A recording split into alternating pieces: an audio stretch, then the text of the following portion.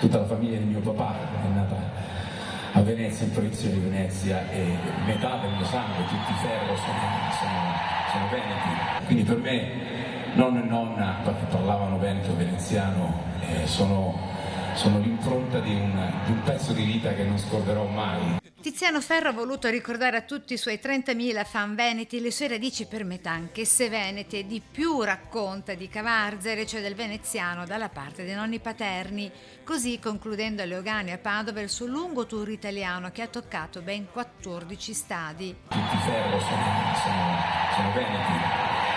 I miei nonni dopo la guerra poi si sono dati un'occasione, sono andati a vivere giù a Roma e poi a Latina.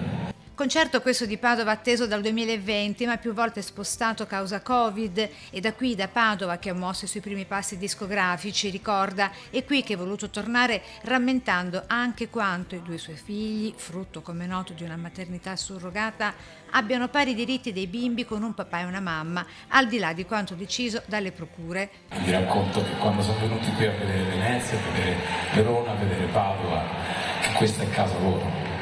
Questa è casa loro. Che casa? Questa è casa. I fogli di carta sono altre cose. Questa è senso di casa.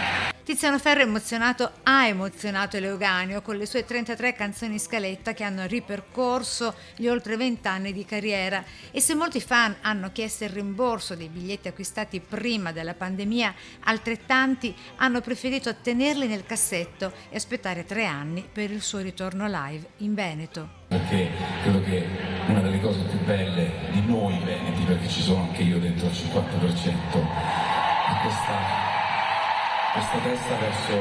testa testarda verso il futuro, verso la voglia di fare, nessuna paura della fatica, zero.